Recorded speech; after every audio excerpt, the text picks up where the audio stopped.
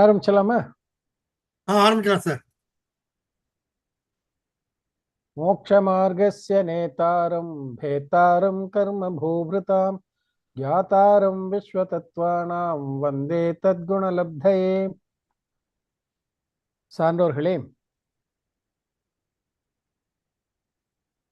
பரமாகம் honours course வீதராக விஞ்ஞான பாடமாலா பாகம் 3 பாடம் 7.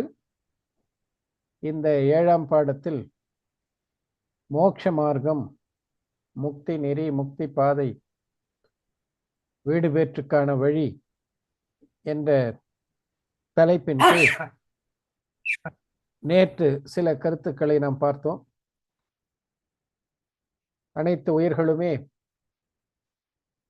துன்பத்திலிருந்து விடுபட விழைகின்றன. விடுபடுதல், துன்பங்களினின்றும் முற்றிலுமாக விடுபடுதல், அதற்கு பெயர்தான் வீடு பேறு.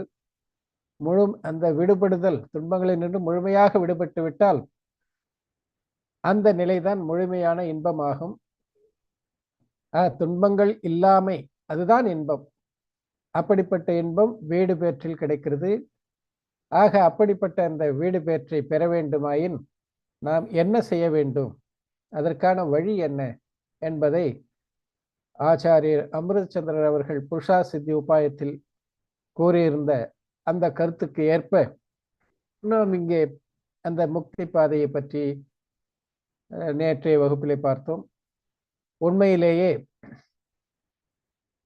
துன்பங்களினின்றும் முற்றிலுமாக விடுபட வேண்டும் என்றால் நமக்கு துன்பம் ஏன் வருகிறது, துன்பத்திற்கான காரணம் என்ன என்பதை நாம் அறிய வேண்டும். இதுதான் உண்மையான துன்பம் என்பதை நாம் உணர வேண்டும்.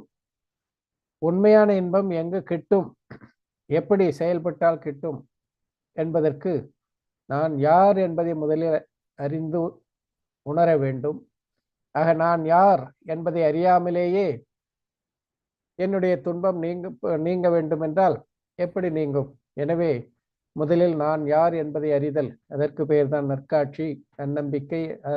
நான் யார் என்பதை நம்புதல் நற்காட்சி, நான் யார் என்பதை அறிதல் நல்லறிவு, நான் யார் என்பதை அறிந்து அதற்கேற்ப செயல்படுதல் நல்லொழுக்கம் என்பதாக நற்காட்சி, நல்லறிவு, நல்லொழுக்கம், இந்த மூன்றையும் பின்பற்றினால்தான் நாம் துன்பத்திலிருந்து முழுவதுமாக விடுபட முடியும். அப்படி விடுபடுவதுதான் வீடு பேறு, அதுதான் உண்மையான இன்பம் என்பதை நேற்று புருஷா சித்தி உபாயத்தில் வரக்கூடிய சில ஸ்லோகங்களின் அடிப்படையிலே அந்த கருத்துக்களை எல்லாம் பார்த்தோம். ஆக நற்காட்சி, நல்லறிவு, நல்லொழுக்கம் என்பது ஆன்மாவினுடைய குணங்களாகும். ஆன்மாவினுடைய குணங்களினுடைய பரியாயங்கள். காட்சி, ஞானம், ஒழுக்கம் என்ற குணங்களினுடைய பரியாயங்கள் தான் நற்காட்சி, நல்லறிவு, நல்லொழுக்கம். ஆக மூன்றுமே ஆன்ம வடிவானது என்பதை நாம் அறிய வேண்டும். ஆக ஏவம் சம்யக் தர்சன போத சரித்திர திரையாத்மகோ நித்தியம் தஸ்யாபி மோட்சமார்கோ பவதி நிஷேவு யதாசக்திமாக. நற்காட்சி, நல்லறிவு, நல்லொழுக்கம், இந்த மூன்றும் சேர்ந்த ஆன்ம வடிவாகி அந்த மோட்ச மார்க்கத்தை நம்முடைய சக்திக்கு ஏற்ப நாம் பின்பற்ற வேண்டும் என்று பார்த்தோம். நன்னம்பிக்கை என்றால் என்ன அப்படின்ற போது ஜீவாதீனாம் தத்வார்த்தானாம் சதைவ கர்த்தவியம் ஸ்ரத்தானம் விபரீதாபினிவேஷ விவிக்தமாத்ம ரூபம் தத். உயிர் முதலான தத்துவார்த்தங்களை உள்ளவாறு நம்புதல், அந்த உள்ளவாறு நம்புதல் அதுவும் ஆன்ம வடிவானது என்பதை ஏற்று நம்புதல், அதற்கு பெயர் தான் நற்காட்சி என்றும். தத்ராதோ சம்யக்தம் சமுபாசனீயம் அகில யத்னேன தஸ்மின் சத்யேவ யஸ்ஸதி தஸ்மின் சத்யேவ யதோ பவதி ஞானம் சரித்திரம் சே. அதிலும் நற்காட்சி, நல்லறிவு, நல்லொழுக்கம் இம்மூன்றிலும் முதலிலே நற்காட்சியை நாம் பெற்றாக வேண்டும். எப்பாடுபட்டாவது நற்காட்சியை பெற்றால்தான் ஞானமும் சாரித்திரமும் நல்லறிவு, நல்லொழுக்கம் என்ற நிலையை பெறும். எனவே நற்காட்சியை எப்பாடுபட்டாவது முதலிலே நாம் அதை பெற வேண்டும், அதற்கான முயற்சியிலே ஈடுபட வேண்டும் என்றெல்லாம் சொன்னார். கர்த்தவியோத்தியவசாய சதனேகாந்தாத்மகேஷு தத்வேஷு சம்சய விபரியானத்தியவசாய விவிக்தமாத்ம ரூபம் தத். அதே போல ஆன்ம வடிவாகிய அறிவு, ஞானம், அந்த ஞானத்தையும் நல்லறிவையும் நாம் எந்த விதமான ஐயப்பாடுமின்றி, விபரீதமான போக்கும் இல்லாமல், ஏதோ ஒன்று என்று அலட்சியமாக இல்லாமல் தெளிந்த அறிவை நாம் பெற வேண்டும். அதற்கு நற்காட்சி முதலில் தேவை. அதன் பிறகு ஏற்படக்கூடிய அறிவு நல்லறிவாக, தெளிந்த அறிவாக இருக்கும். அதன் பிறகு சாரித்திரம். சாரித்திரம் என்றால் என்ன என்பதை இங்கே சொல்லும் பொழுது, எல்லா விதமான ஹிம்சையினின்று முழுமையாக விடுபட்டு கஷாயங்களை முற்றிலுமாக விலக்குதல், அதற்கு பெயர்தான் சாரித்திரம் என்று சொல்லி, அது அந்த சாரித்திரம், அந்த ஆன்ம ஒழுக்கு ஏற்படும் பொழுது உலகில் எதுவுமே நமக்கு ருசிக்காது, எதுவுமே நமக்கு நல்லதாக அல்லது கெட்டதாக அப்படிப்பட்ட எண்ணம் எந்த புறப்பொருட்கள் மீண்டும் ஏற்படாமல் நாம் முற்றிலுமாக விடுபட்டு உதாசீனமாகி ஆன்மாவிலேயே நிலை கொள்வோம். இப்படிப்பட்ட நற்காட்சி நல்லறிவு நல்லொழுக்கத்தை நாம் பின்பற்ற வேண்டும் என்று சொல்லி, இந்த நற்காட்சி நல்லறிவு நல்லொழுக்கம்தான் உண்மையிலேயே முக்திக்கு வழியாகும். முக்தியை வீடு பெற்றை அடைய வேண்டும் என்றால் இதை பின்பற்ற வேண்டும் என்று சொல்லியிருக்கிறார். ஆக இப்படி துன்பத்திற்கு காரணம் நான் யார் என்று அறியாததுதான். புறப்பொருளை நான் என்று அறிந்து புறப்பொருளை நமக்கேற்ப வளைக்க வேண்டும், நமக்கேற்ப அதை செயல்படுத்த வேண்டும். அதனுடைய செயல்பாடுகள் அனைத்தும் நம்முடைய எண்ணத்திற்கு ஏற்ப இருக்க வேண்டும் என்றெல்லாம் புறப்பொருளை நமக்கேற்ப வளைக்க நினைப்பதுதான். புறப்பொருள் எதுவுமே நமக்கு கட்டுப்பட்டதல்ல என்பதை உணராமல் புறப்பொருளை நமக்கு நம் விருப்பத்திற்கேற்ப அதை வளைத்து அதை பரிணமிக்க செய்ய வேண்டும் என்பதெல்லாம் இதுதான் துன்பத்திற்கு காரணம். புறப்பொருள் நம்முடைய கட்டுப்பாட்டில் இல்லை என்பதை உணர்ந்து நான் புறப்பொருளோடு சேர்ந்தவன் அல்ல, நான் சுதந்திரமானவன் என்பதை அறிதல், அதுதான் நன்னம்பிக்கை. அதே போல அந்த அறிவு நல்லறிவு, அதே போல நான் யார் என்பதை அறிந்து உணர்ந்து நம்பிய பிறகு அதிலேயே மூழ்குதல், அதற்கு பெயர் நல்லொழுக்கம். இந்த மூன்றும் தான் மும்மணிகள் என்று அழைக்கப்படுகின்றன. ஆக இந்த மும்மணிகள் முக்திக்கு காரணம் என்பதாக நேற்றைய வகுப்புல பார்த்தோம். இப்போ கேள்வி கேட்கிறார். பக்கம் வீத்ரா விஞ்ஞான பாடமாலா பக்கம் 156. மும்மணிகளை கடைபிடிப்பதால் மோட்சம் மட்டும்தான் கிடைக்குமா, சொர்க்கம் போன்றவைகள் கிடைக்காதா? அவருக்கு இப்போ கேள்வி கேட்கிறவருக்கு அது ஒரு ஏக்கம் இருக்கு, அவளுக்கு என்ன பண்றது? வெறும் மோட்சம் மட்டும்தானா, சொர்க்கம்லாம் கிடைக்காதா, சொர்க்க சுகம்லாம் இதனால கிடைக்குமா கிடைக்காதா அப்படின்ற ஒரு கேள்வியை அவர் கேட்கிறார். ஆக மும்மணிகள் மோட்சத்திற்கு மட்டும்தான் காரணமா, சொர்க்கத்திற்கு காரணமா இல்லையா? அதை நீங்க சொல்லுங்க. அவருக்கு சொர்க்கம் போகணும்னு நினைக்கிறாரு, என்ன தெரியல. ஆக சொர்க்கம் என்பது சுகம் என்று நாம் கருதுகிறோம். உண்மையிலேயே சொர்க்கம் சுகம் அல்ல.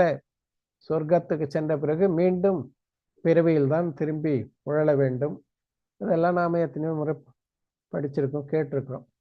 இருந்தாலும் நிறைய பேர் நினைக்கிறாங்கல்ல, மோட்சத்துல போயிட்டாக என்ன இருக்கு, அப்புறம் எதுவும் சுவைக்கிறதுக்கு இல்லை, பாடுறதுக்கு இல்லை, ஆடுறதுக்கு இல்லை, நுகர்றதுக்கு இல்லை, ஒண்ணுமே இல்லையே.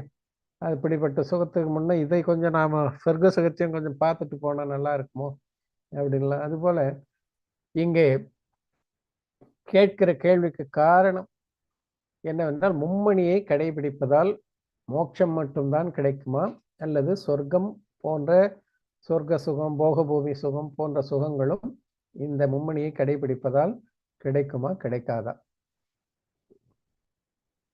என்பதுதான் கேள்வி. அதற்கு என்ன சொல்றார் பாருங்க. சகோதரனே, சொர்க்கம் என்பது சம்சாரமாகும். சொர்க்கம் சொர்க்கம் நாம நினைக்கிறோம், அது சம்சாரம், பிறவி. சொர்க்கம், போகபூமி சுகம் எல்லாமே பிறவி வயப்பட்டதுதான். சக்கரவர்த்தி போன்ற எல்லாமே சம்சாரம் தானே தவிர அது துன்பத்திலிருந்து விடுபடுவதற்கான காரணம் அல்ல, காரணமான கதியும் அல்ல. எது மோட்ச மார்க்கமோ அது சம்சாரத்திற்கு எப்படி காரணமாக அமைய முடியும்? ஆக மோட்சத்திற்கு எது காரணமோ, மோட்ச மார்க்கம் சம்சார மார்க்கமாக இருக்குமா? அதுதான் கேட்கிற கேள்வி. அந்த கேள்விக்கு பதில் கேள்வி. அதாவது மும்மணி மோட்சத்திற்கு காரணம், வீடு பேற்றுக்கு காரணம் என்றால், வீடு பேற்றுக்கு எது காரணமோ அது எப்படி பிறவி சுழற்சிக்கு காரணமாக, பந்தத்திற்கு காரணமாக, விடுபடுவதற்கு எது காரணமோ அது கட்டுக்கு எப்படி காரணமாக அமையும்? அதுதான் புரிந்து கொள்ள வேண்டிய ஒன்று. இதை செய்தால் விடுபட முடியும், அதை செய்து கொண்டு விடுபட வேண்டும். அதை செய்து கொண்டு விடுபட வேண்டும் என்ற எண்ணம் போய் இதை செய்வதால் பந்தமும் ஏற்படுமா என்று கேட்டால் அது வேடிக்கையாக தான் இருக்கு. ஆக இதை செய்தால் முடிச்சை அவிழ்த்தால், முடிச்சியை அவிழ்க்கும் பொழுது அதை நாம கட்டிலிருந்து விடுபடுகிறோம். முடிச்சியை அவிழ்த்தால் கட்டு ஏற்படுமா, மீண்டும் நாம் கட்டப்படுவோமா? அது ஒரு வியப்புக்குரிய கேள்வி அல்லது வினோதமான கேள்வி என்று சொல்லலாம். ஆக கட்டப்பட்டிருக்கக்கூடிய முடிச்சியை அவிழ்த்தால் கட்டு விடுபட்டு நாம் விடுபடுவோம். இதை செய்வதால் நாம் கட்டப்படுவோமா என்று கேட்பது, முடிச்சியை அவிழ்ப்பதால் கட்டப்படுவோம் என்றால் அப்பொழுதுதான் அதற்கு வீடு பேறு என்பதே பொருந்தவே பொருந்தாது. விடுபடுதல் என்பது, அழித்தல் என்பது, முடிச்சு அவிழ்ந்து விட்டது என்பது எப்படி பொருந்தும்? ஆகையினால் எது விடுபடுவதற்கு காரணமோ, முடிச்சு அவிழ்த்தல், பந்தத்தை போக்குதல், அது வீடு பேற்றிற்கு காரணம்.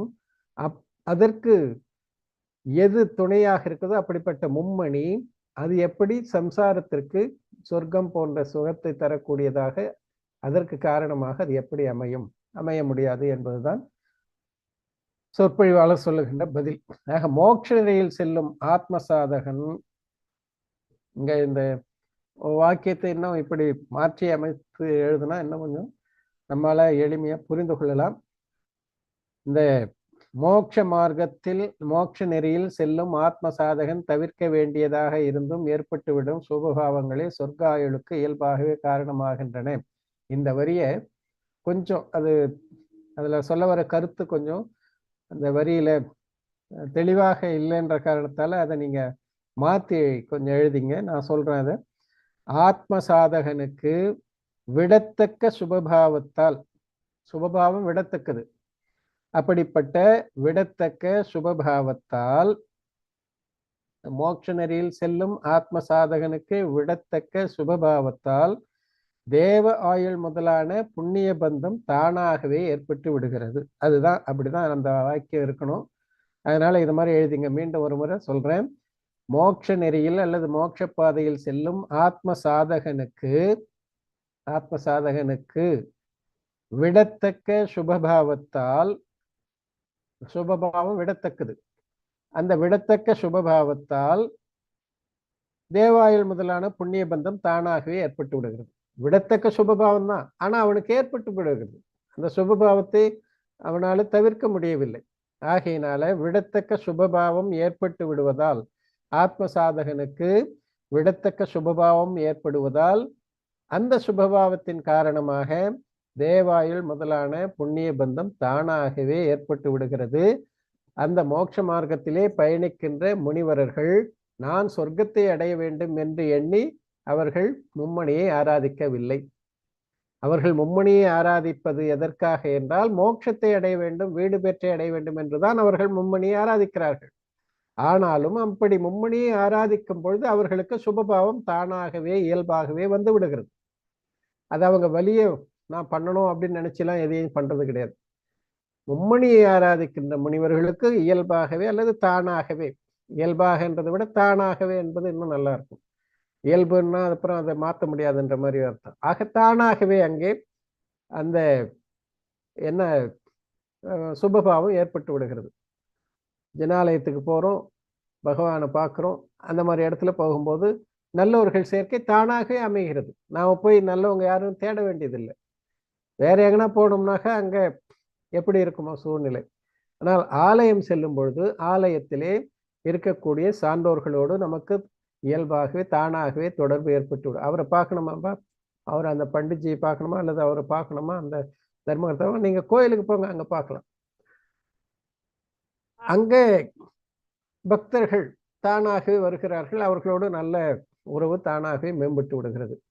நாம வலியை எதையும் போய் யாரையும் பண்ண வேண்டிய அவசியம் இல்லை. அதுபோல இங்கே கோவில் ஜின பகவானை தரிசிக்க தான் போறோம். ஆனாலும் ஜின பகவானை தரிசிக்கும் பொழுது நல்லோர்கள் சேர்க்கை தானாக அமைவது போல மும்மணியை ஆராதிக்கின்றார், ஆன்மா ஆராதனை செய்கின்றார். அப்படி ஆன்மா ஆராதனை செய்கின்ற முனிவர்களுக்கு தானாகவே எப்படி நல்லோர் சேர்க்கை ஏற்படுகிறது, அது போல நல்லுணர்வு தானாகவே அந்த சுபாவம் ஏற்பட்டு விடுகிறது. அந்த சுபபாவத்தை அவர்கள் தவிர்க்க வேண்டும் என்றுதான் எண்ணுகிறார்கள். அதை போக்க வேண்டும், அதுவும் விடத்தக்கது என்ற நம்பிக்கை தான் அவர்களுக்கு ஏற்படுகிறது. ஆனாலும் அந்த சுபபாவத்தை தவிர்க்க முடியாத சூழ்நிலையில் அந்த சுபபாவத்தின் காரணமாக அவர்களுக்கு மோட்சம் கிடைக்காமல் தேவகதி கிடைக்கிறது. அந்த சுபபாவத்தையும் அவர்கள் போக்கிவிட்டால், பந்தத்திற்கு காரணமான, கட்டுக்கு காரணமான சுபபாவத்தை அவர்கள் போக்கிவிட்டால் உண்மையிலேயே அவர்கள் மோட்சத்தை தான் அடைவார்கள். அதை போக்க முடியாத பட்சத்தில், சுபபாவத்தை விளக்க முடியாத காரணத்தால் அதுக்குள்ளே ஆயுள் முடிஞ்சு போச்சு, என்ன பண்றது? ஆக சுபபாவத்தையும் சுபபாவ வினைக்கட்டையும் அழிக்க முடியாத நிலையிலேயே அவர்கள் ஆயுள் முடியும் பொழுதுதான் அவர்கள் வீடு பெற்றை அடைய முடியாமல் சொர்க்கத்தை அடைகிறார்கள், தேவ சுகத்தை அடைகிறார்கள், அல்லது மற்ற அது போன்ற போகபூமி சுகம், சக்கரவர்த்தி சுகம், அது போன்ற நிலையை அடைகிறார்கள். ஆக உண்மையிலேயே அங்கே மும்மணி ஆராதனை முக்திக்கு தான் காரணமே தவிர மும்மணி ஆராதனை சொர்க்கத்திற்கு காரணம் அல்ல. மும்மணி ஆராதனையை செய்யும் பொழுது தானாக ஏற்படுகின்ற சுபபாவம் இருக்கிறது. அந்த சுபபாவம் தான் அதை விளக்கத்தக்கது என்று எண்ணினாலும் விளக்க முடியாத சூழ்நிலையில் அவர்களுக்கு சொர்க்க சுகம் தானாக வந்து சேருகிறதை தவிர அவர்கள் அதை விரும்பி விழைந்து அதை நாடி இது எனக்கு கிடைக்க வேண்டும் என்று எண்ணி அதை செய்வது கிடையாது, தானாக வருகிறது. அப்பெல்லாம் காய்கறி வாங்க போனாக்கா இந்த கொத்தமல்லி கறிவேப்பிலை ஃப்ரீயா வரும் தானா, அதை நாம கேட்க வேண்டியதில்லை, காயாக கூட சேர்த்து கொடுப்பாங்க. இப்போ கூட நிறைய பெரிய கடைகள்ல நிறைய வாங்கினாக்கா அந்த மாதிரி கொடுக்குறாங்க, சில கடைகள்ல, சில இடத்துல கொடுக்கறது இல்லை, அது வேறு. ஆனா பொதுவா அப்பெல்லாம் கொசுருன்னு சொல்லுவாங்க, கொசுரில் வர்றது, அதாவது அதுக்கு விலை கிடையாது. காய் நிறைய வாங்குறோமா, 200 ரூபாய் 300 ரூபாய்க்கு வாங்குறோமா, கொத்தமல்லி கருவேப்பிலை கூடவே சேர்ந்து வரும். அதுபோல நம்முடைய நோக்கம் காய் வாங்கிறது, இது தானா வருது. அதுபோல மோட்சத்தை நோக்கி அவர்கள் பயணிக்கிறார்கள். அப்படி பயணிக்கும் பொழுது அவர்களால் அந்த சுபராகத்தை விளக்க முடியாத நிலையிலேயே ஆயுள் முடிந்து விடுகிறது என்றால் அப்பொழுது அவர்கள் தேவாயுள் கட்டி கொண்டு தேவனாக சென்று பிறக்கிறார்கள். ஆக இதுதான் இங்கே சொற்பொழிவாளர் கேள்வி கேட்பவருக்கு பதில சொல்றாரு. அதுக்கப்புறம் என்ன சொல்றாரு பாருங்க. ரத்னத்ரயம் மோட்சத்திற்கு தான் காரணமாக அமையும், சம்சார பந்தத்திற்கு அல்ல. அதுதான், எது மோட்சத்திற்கு காரணமோ அது சம்சாரத்துக்கு, பிறவிக்கு காரணம் அல்ல என்பதை நாம் தெளிவாக புரிந்து கொள்ள வேண்டும். எது சம்சாரத்துக்கு காரணமோ அது மோட்சத்திற்கும் காரணம் அல்லன்றது சொல்லாமலே விளங்கும். ஆக இப்படி தெளிவாக சொல்லிய பிறகு அப்புறம் இன்னும் ஒரு கேள்வி கேட்கிறார். அப்படியானால் முனிவர்கள் மும்மணிகளை கடைபிடித்து சொர்க்கம் ஏன் செல்கிறார்கள்? தேவலோகத்துக்கு ஏன் போறாங்க? மோட்சத்திற்கு தான் காரணம் என்றால் முனிவர்கள் சொர்க்கத்திற்கு ஏன் செல்லணும்? அவர்கள் மோட்சத்திற்கு போக வேண்டியது தானே.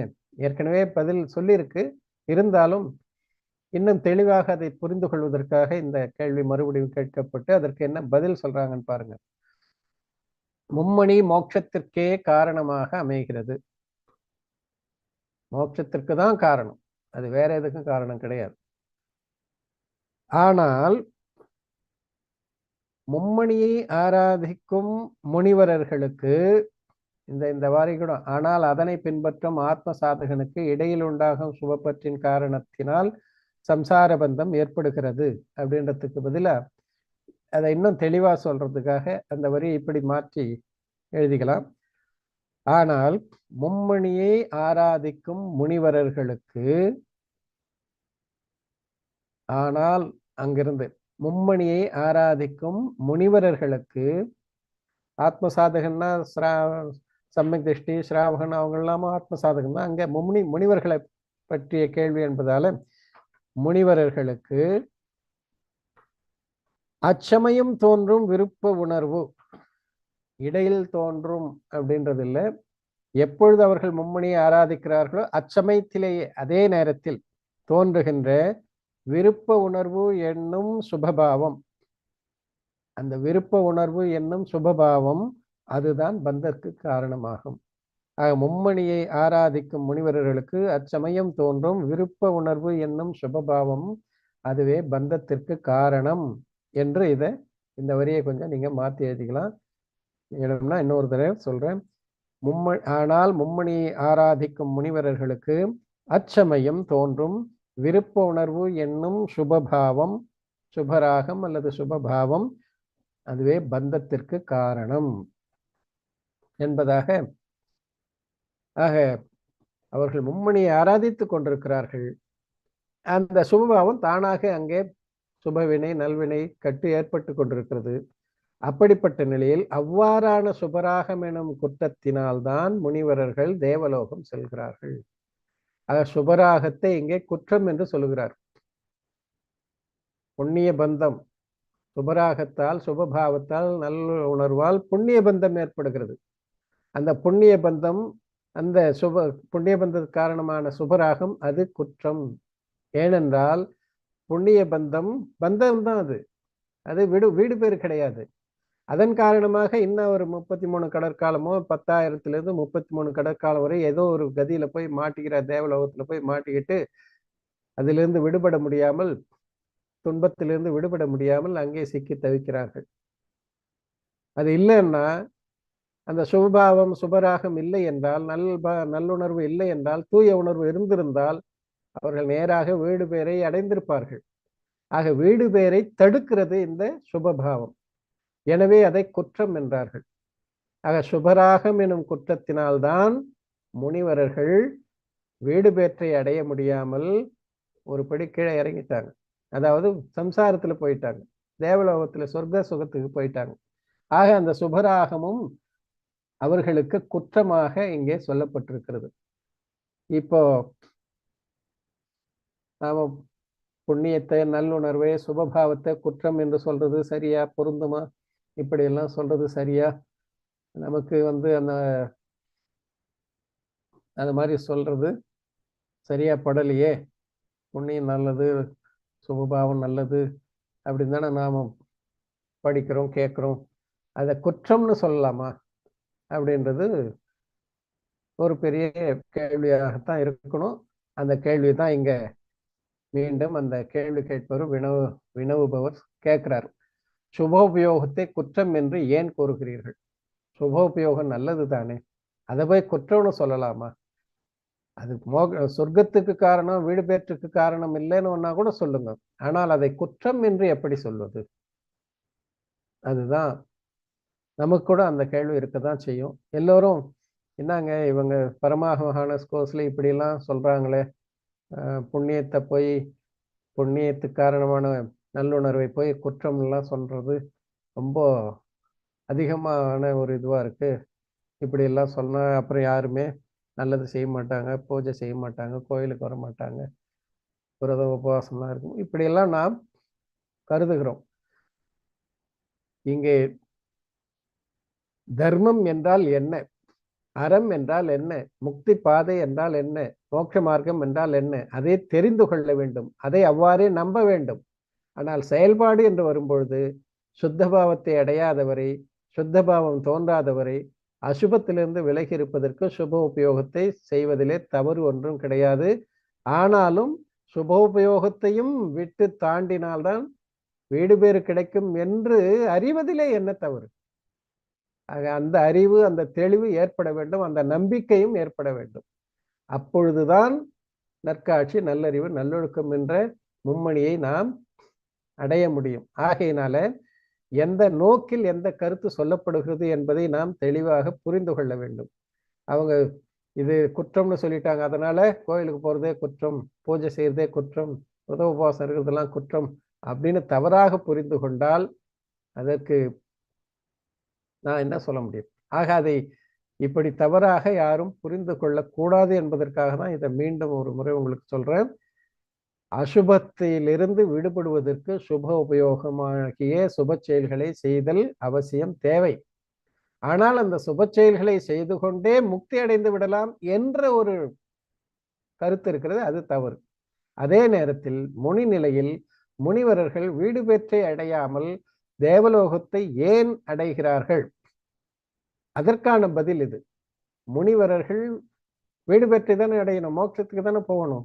ஏன் சொர்க்கத்துக்கு போறாங்க அப்படின்னா, அவர்கள் மும்மணியை ஆராதிக்கும் பொழுது அவர்களுக்கு ஏற்படுகின்ற அந்த சுபபாவமாகிய புண்ணிய வினைக்கு காரணமாகிய நல்லுணர்வு, அந்த நல்லுணர்வும் விடத்தக்கது என்றுதான் அவர்கள் மும்மணியை ஆராதிக்கிறார்கள்.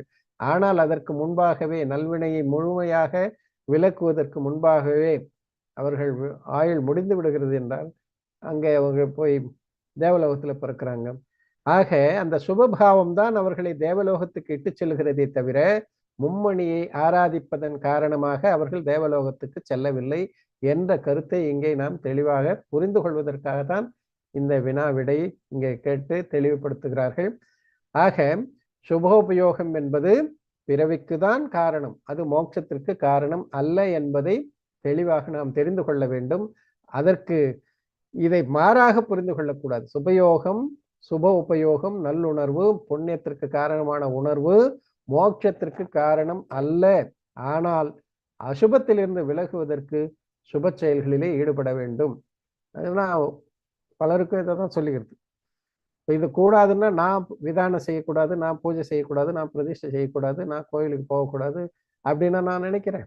அந்த மாதிரியா நான் செயல்படுகின்றேன்? அப்படி கிடையாது. இல்லை, எப்பொழுதெல்லாம் வாய்ப்பு கிடைக்கிறது, எப்பொழுதெல்லாம் முடிகிறதோ, எப்பொழுதெல்லாம் ஆலயத்துக்கு அருகில் இருக்கிறோம் அப்போதெல்லாம் போறோம், ஆலய வழிபாடு பண்றோம், அபிஷேகம் பூஜை எல்லாம் செய்யறோம், விதானம் செய்யறோம், எல்லாரும் தெரிஞ்சதுதான். ஆகையினால் அசுபத்திலிருந்து விடுபடுவதற்கு சுபோபயோகம் தேவைதான். ஆனால் அந்த சுபோபயோகமே நம்மை முக்திக்கு இட்டு சென்றுவிடும் என்று கருதுவதுதான் தவறு. சுபோபயோகம் சம்சாரத்துக்கு தான், அதாவது நல்ல கதிக்கு காரணமாக இருக்கும். தேவலோகத்துல போய் வரலாம், மனிதனா பிறக்கலாம், போக போய் அதெல்லாம் இருக்கும். ஆனாலும் அது மோட்சத்திற்கு காரணம் அல்ல. முனிவர்கள் பெரும்பாடுபட்டு தவம் செய்து வீடு பெற்றை அடைய வேண்டும் என்ற நோக்கத்திலே அவர்கள் முனைப்போடு செயல்படும் பொழுது அவர்களை டீகிரேட் பண்ணி மோட்சத்திற்கு செல்ல விடாமல் தடுத்து தேவலோகத்துக்கு அவர்களை இட்டு செல்கிறது என்றால் அது அந்த அவருடைய அந்த முனிவர்களுக்கு தோன்றி நிற்கக்கூடிய அந்த சுப உபயோகம் என்று சொல்லக்கூடிய சுபராகம், அந்த நல்லுணர்வு, அந்த புண்ணிய பந்தம் தான் அதற்கு காரணம். எனவே அவர்களுக்கு அது குற்றமாக ஆகிவிட்டது. ஆக அந்த உபயோகம், சுபோபயோகம் குற்றம் என்று இங்கே சொன்னார்கள். இந்த குற்றம் என்று சொன்னது யாரு? இந்த நூலை எழுதினவர் இல்லை, அமிர்தச்சந்திர ஆச்சாரியர் சொன்ன கருத்தை தான் இங்க சொல்றாங்க. அதுதான் இங்க சொல்றாங்க, சுபோபயோகத்தை குற்றம் என்று ஏன் கூறுகின்றீர்கள்? கேளப்பா, இதை நான் கூறவில்லை, ஆச்சாரியர் அமிர்தச்சந்திரரே தம் நூலில் எழுதியுள்ளார். புருஷா சித்தி உபாயத்தில் சொல்லியிருக்கிறார். அவரே என்ன சொல்லியிருக்கிறாரு? நனு கதமேவம் சித்தியதி தேவாயு பிரபிருதி சத் பிரகிருதி பந்த சகல ஜன சுப்பிரசித்தோ ரத்னத்ரயதாரிணாம் முனிவராணாம். நனு கதமேவம் சித்தியதி, நீங்க சொல்றீங்க தேவாயுள் முனிவர்களுக்கு ஏன் வருகிறது? அந்த கேள்விதான் இந்த ஸ்லோகத்துல கேள்வியாதான் இந்த ஸ்லோகம் வந்திருக்குது. என்ன சொல்றாரு? ரத்னத்ரயதாரிணாம் முனிவரானாம், ரத்னத்ரயத்தை போற்றுகின்ற, தரிக்கின்ற, ஏற்று ஆராதிக்கின்ற முனிவரானாம் முனிவர்களுக்கு சகலஜன சுப்பிரசித்தக, எல்லாரும் நன்கு அறிந்த அப்படிப்பட்ட தேவாயு பிரபிருதி சத் பிரகிருதி பந்தக கதம் சித்தியதி, தேவாயுள் முதலான பிரகிருதி, நல்ல பிரகிருதி பந்தங்கள், புண்ணிய பிரகிருதி பந்தங்கள், புண்ணிய பிரகிருதிகளுடைய கட்டு, வினைக்கட்டு எப்படி ஏற்படுகிறது? இதை எப்படி இது ஏற்படுகிறது இல்லையா? எல்லாரும் தெரிந்திருக்காங்க இல்லையா? எத்தனையோ முனிவர்கள், கோடான கோடி முனிவர்கள் எல்லாம் சொர்க்கத்துக்கு சென்றிருக்கிறார்கள், வீடு பேற்றை அடையாமல் சொர்க்கத்துக்கு சென்றிருக்கிறார்கள். பாண்டவர்கள்ல 3 பேர் தான் முக்தி அடைஞ்சாங்க, 2 பேர் சொர்க்கத்தில் இருக்கிறாங்க. ஆக எத்தனையோ பேர் சொர்க்க சுகத்தை அடைந்திருக்கிறார்கள். அப்படி இருக்கும் பொழுது ரத்னத்ரயத்தை ஆராதிக்கக்கூடிய முனிவர்களுக்கு இந்த நல்வினை கட்டாகிய தேவாயுள் முதலான கதி சார்ந்த பிரகிருதி பந்தங்கள் எப்படி ஏற்படுகிறது? இதை எப்படி புரிந்து கொள்வது அப்படின்றதுதான் கேள்வி. அந்த கேள்வியாளர் கேட்ட அதே கேள்விதான் இந்த ஸ்லோகத்துல ஆச்சாரியரே கேட்டிருக்கார். ஆக மும்மணிகள் பந்தத்திற்கு காரணம் இல்லை எனில் முனிகளுக்கு தேவாயுள் பந்தம் போன்ற நல்வினை பிரிவுகளின் பந்தம் எப்படி ஏற்படுகிறது? அதுதான். ஆக ரத்னத்ரய தாரணா முனிவரானாம் ரத்னத்ரயத்தை ஆராதிக்கக்கூடிய முனிவர்களுக்கு தேவாயு பிரபிருதி சத் பிரகிருதி பந்தகா தேவாயுள் முதலான நல்ல பிரகிருதி நல்வினை பிரகிருதி பந்தம் எப்படி ஏற்படுகிறது? சகல ஜன சுப்பிரசித்தகா, இது எல்லோரும் அறிந்தது தானே. அப்படிப்பட்ட தேவாயுள் பந்தம் முனிவர்களுக்கு கதம் ஏவம் சித்தியதி, எவ்வாறு அது ஏற்படுகிறது, எப்படி சித்தியாகிறது என்பதை இங்க கேள்வி கேட்டிருக்கிறார். ஆச்சாரியரே கேட்ட கேள்விதான் இது. அதற்கு ஆச்சாரியரே பதில் சொல்றார். இக்கேள்விக்கு பதில் கூறுகையில் ஆச்சாரியர் மேலும் உரைக்கின்றார். ரத்னத்ரயமிக ஹேதுர் நிர்வாணஸ்யைவ பவதி நான்யஸ்ய ஆஸ்ரவதி யத்து புண்ணியம் சுபோபயோகோயம் அபராதஹ. என்ன சொல்றாரு? ரத்னத்ரயமிக ஹேதுர் நிர்வாணஸ்யைவ பவதி நான்யஸ்ய. ரத்னத்ரயம் இருக்கிறதே, மும்மணி இருக்கிறதே, அது நிர்வாணஸ்ய ஏவ பவதி ஹேதுகு பவதி. நிர்வாணஸ்ய ஏவ ஹேதுகு பவதி. ரத்னத்ரய மும்மணி நிர்வாணத்திற்கே காரணம். நிர்வாணஸ்ய ஏவ, ஏவன்னா அதற்கே, ஏகாரம். இந்த பொருள் அது மாதிரி அவங்க கொடுக்கல. மும்மணிகள் மோட்சமடைய காரணம்னு சொல்லிட்டாங்க. மோட்சத்திற்கே காரணம் என்று மூலத்தில் இருக்கு. ஆக ரத்னத்ரயம் இக, இங்கு ரத்னத்ரயம் நிர்வாணஸ்ய ஏவ ஹேதுகு, நிர்வாணத்திற்கே காரணம் பவதி ஆகிறது. ந அந்நிய, வேற எதுக்கும் அது காரணம் கிடையாது. அதையும் தெளிவா சொல்லிட்டார். மோட்சத்திற்கே காரணம், வேறு எதற்கும் காரணம் அல்ல. தேவாயுள், போகபூமி ஆயுள் அல்லது சக்கரவர்த்தி இது போன்ற எதற்கும் அது காரணம் அல்ல. அதையும் தெளிவா சொல்லிட்டார். ஆக மும்மணியை ஆராதிப்பதால் முக்தி மட்டுமே கிடைக்கும். முக்திக்கு தான் அது காரணம், வேற எந்த பிறவி சுகத்திற்கும் அது காரணம் அல்ல. அப்போ முனிவர்கள் ஏன் தேவலோகத்துக்கு போறாங்க? அதுக்கு இங்க சொல்லிட்டார். ஆசிரவதி எத்து புண்ணியம் சுபோபயோகோயம் அபராதக. ஆசிரவதி எத்து புண்ணியம், எத்து புண்ணியம் ஆசிரவதி. அந்த மும்மணியை ஆராதிக்கும் போது என்ன புண்ணியம், புண்ணியாசிரமம் ஏற்படுகிறது. அந்த புண்ணியாசிரமம் சுபோபயோகம், சுபோபயோகமாகிய அந்த புண்ணியாசிரமம் இதுதான் அயம் அபராதகா, இதுதான் அந்த தேவலோகத்துக்கு செல்வதற்கான அபராதம், குற்றமாகும். ஆக சுபோபயோகம் குற்றம். சுபோபயோகத்தால் ஏற்படுகின்ற புண்ணியத்தினால்தான் தேவானாக சென்று பிறக்கிறார்கள். ஆகையினால் இந்த சுபோபயோக வடிவமாகிய புண்ணியாசிரமம் அபராதமாகும். இந்த அபராதம், அந்த குற்றம் அவர்கள் புரியவில்லை என்றால் வீடு பெற்றை அடைந்திருப்பார்கள், நிலையான இன்பத்தை பெற்றிருப்பார்கள். இந்த குற்றத்தின் காரணமாக, இந்த சுபோபயோக என்னும் குற்றத்தின் காரணமாகத்தான் தேவலோகத்தில் சென்று பிறந்திருக்கிறார்கள் என்று ஆச்சாரியர் அமிர்தச்சந்திரரை கூறியிருக்கிறார். என்ன சொல்றோம்? மும்மணிகள் மோட்சமடைய காரணமாகும், சொர்க்கத்திற்கு காரணமாகா. மோட்சத்திற்கே காரணம், சொர்க்கத்திற்கு அல்ல.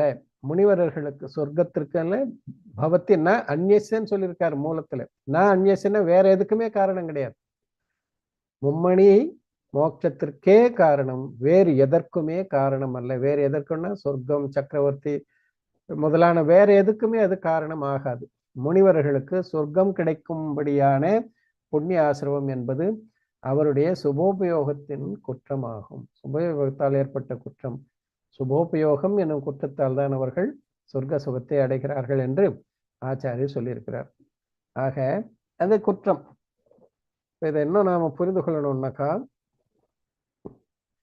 100க்கு 100 மதிப்பெண் பெற்றவர்களுக்கு மெடிக்கல் சீட் கிடைக்கும். ஆக 100க்கு 100 மதிப்பெண் பெற்றிருந்தால் மெடிக்கல் சீட்டு கிடைக்கும். ஆனால் ஒருவர் 100க்கு 90 மதிப்பெண் பெற்றிருக்கிறார், இல்ல 99 மதிப்பெண் கூட வச்சுங்க. 100க்கு 100 இருந்தால்தான் மெடிக்கல் சீட் கிடைக்கும்ன்ற பொழுது 100க்கு 99 மதிப்பெண் எடுத்துட்டார், ஒரே ஒரு மதிப்பெண் தான் போச்சு. அப்ப அவருக்கு மெடிக்கல் சீட் கிடைக்குமா? கிடைக்காது. அப்ப என்ன கிடைக்கும்? மெடிக்கல் சீட்டு கிடைக்காது. ஆனா இன்ஜினியரிங்ல போய் சேரலாம். அப்ப இன்ஜினியரிங்ல சேர்ந்தது எதனால? 99 மார்க் எடுத்ததால அல்ல, ஒரு மார்க் தவற விட்டது. அந்த ஒரு மார்க் அல்லது 9 மார்க்கு. அந்த தவறு இழைத்ததன் காரணமாக 100க்கு 90 மார்க் வாங்கியிருக்காரு, 10 மார்க்கு கோட்டை விட்டாரு, அல்லது 99 மார்க் வாங்கியிருக்காரு, 1 மார்க் கோட்டை விட்டு. 1 மார்க் விட்டாலும் சரி, 9 மார்க் விட்டாலும் சரி, 10 மார்க் விட்டாலும் சரி, அந்த 10 மார்க்கு என்ற குற்றம் அது சரியாக அவர் அட்டென்ட் பண்ணல. அதற்குண்டான சரியான பதிலை அவர் எழுதவில்லை. அந்த சரியான பதில் எழுதாத காரணத்தினால், அங்கே தவறு நேர்ந்த காரணத்தினால் அவரால் மெடிக்கல் சீட் வாங்க முடியல, இன்ஜினியரிங் சீட்டு தான் வாங்க முடிஞ்சது. ஆக மெடிக்கல் சீட்டை எய்ம் பண்ணி தான் படித்தார். நான் டாக்டர் ஆகணுன்ற எண்ணத்தோடு படித்தார். ஆனால் அங்கே அவருடைய முழு நோக்கம், அவருடைய நோக்கம், பெற்றோருடைய நோக்கம், எல்லாருடைய நோக்கம் அதுதான். என் பையன் டாக்டர் ஆகணும், நான் டாக்டர் ஆகணும்னு பையனை விரும்புகிறான். ஆக டாக்டர் ஆக வேண்டும் என்று விரும்பியவர் அதற்காக தான் முயற்சி செய்கிறார்.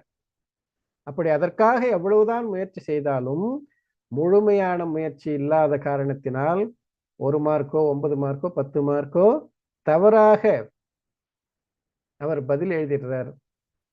ஆகையினால் அவருக்கு கிடைக்க வேண்டிய மெடிக்கல் சீட்டு கிடைக்காத போச்சு. அதற்கு என்ன காரணம்? 90 மார்க் சரியா தான் இருக்கு, ஆனால் 10 மார்க்கு அல்லது 1 மார்க்கு தவறா போச்சு. ஆக அந்த குற்றத்தின் காரணம், அந்த தவறின் காரணமாக, அந்த மதிப்பெண் குறைந்ததன் காரணமாக எங்க அவ்வளோலாம் பண்ணாரு. சரி, 100 மார்க் வாங்க முடியல, 90 மார்க், அதுக்கேற்ற மாதிரி ஒரு மெடிக்கல் சீட்டு கொடுங்களேன்னா அதுக்கேற்ற மாதிரி மெடிக்கல் சீட்லாம் கிடைக்குமா? மெடிக்கல் சீட்டு அப்படிலாம் கிடையாது. 100க்கு 100 இருந்தால் மெடிக்கல் சீட், இல்லைன்னா இல்லை. அதனால நான் மும்மணியை தானே ஆராதிச்சேன். அதனால எல்லோருக்கும் முக்தி கிடைச்சது, எனக்கு ஒரு சின்ன முக்தி ஒன்று கிடைக்கட்டுமே அப்படின்னா சின்ன முக்தி பெரிய முக்திலாம் கிடையாது. போனா முக்தி, வீடு பேரு, முழுமையாக ஆராதித்தால் வீடு பேரு. அதிலே ஒரு சிறு சறுக்கல் இருந்தாலும் அது குற்றமாக கருதப்பட்டு வீடு பேரு தடைப்பட்டு தேவலோகத்துக்கு தான் செல்ல வேண்டும். அதுதான் இங்க நாம் புரிந்து கொள்ள வேண்டியது. அதற்காக நாம் படிக்காதே விட்டுடலாம்னு நினைச்சா எப்படி ஆகும்? இது முட்டாள்தனமான கேள்வி தானே. 90 மதிப்பெண் அல்லது 99 மதிப்பெண் வாங்கியிருக்கிறதால மெடிக்கல் சீட் இல்லைனாலும் அட்லீஸ்ட் இன்ஜினியரிங் சீட்டாவது கிடைக்குது. எனக்கு மெடிக்கல் சீட்டு கிடைக்கல, அதனால நான் படிக்கவே மாட்டேன், படித்ததெல்லாம் வேஸ்ட் என்று கருதுவது எப்படி முட்டாள்தனமோ அப்படிதான். சுபோபயோகத்தால புண்ணிய பந்தம் ஏற்படுது, அது மோட்சத்துக்கு காரணம் இல்லை என்று சொல்லி ஆகமம் கூறுவதை கேட்டு, அப்படின்னா எதுக்கு நாம நல்லதெல்லாம் பூஜை புரஸ்காரம் பண்ண எல்லாத்தையும் விட்டுரு, ஜாலியா டிவி அது இதுன்னு விஷய கஷாயத்திலேயே மூழ்கிடுவோம் என்று நினைத்தால் அது இந்த மாதிரி முட்டாள்தனம் தான். அப்புறம் இன்ஜினியரிங் சீட்டும் கிடைக்காத, எதுவுமே கிடைக்காம மொத்தமா ஒன்றும் இல்லாம தெருவா கதி இல்லாம அலைஞ்சு திரிஞ்சு கஷ்டப்படுறது எப்படியோ அந்த மாதிரி தான் இது. இன்னும் நம்ம ரொம்ப தூரத்துக்கு கொண்டு போயிடும் அசுபத்தில் ஈடுபட்டோம் என்றால். ஆகையினால் எதை எப்படி புரிந்து கொள்ள வேண்டும் என்பதை நாம் கவனித்து அந்த அடிப்படையிலே புரிந்து கொள்ள வேண்டுமே தவிர, இதை இப்படி சொல்றாங்க அப்படி சொல்றாங்க என்றெல்லாம் வேறு விதமாக புரிந்து கொண்டு வேறு விதமாக நாம் கருத்துக்களை பரிமாறுவது சரியாக இருக்காது. ஆகையினால நீங்கள்லாம் அப்படி இல்லை, இருந்தாலும் ஒரு சில ஆங்கிள் சில கேள்விகள்லாம் வர்றதால நான் உங்களுக்கு இதையெல்லாம் மீண்டும் தெளிவுபடுத்தணுன்றதுக்காக சொல்றேன். பரமாகும் படிக்கிறவங்கலாம் பூஜை வேணான்னு சொல்றாங்க அப்படின்லாம் சில பேர் ஏதோ பேசிக்கிறாங்கன்ற செய்தி காத்துல வந்த செய்தி. ஆகையினால அப்படி நீங்க புரிந்து கொள்ளக்கூடாது என்பதற்காக 100 விழுக்காடு இருந்தால் மெடிக்கல் சீட், 1 குறைந்தாலும் கிடையாது.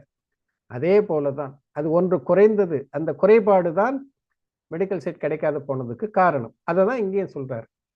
மும்மணி முக்திக்கு தான் காரணம்.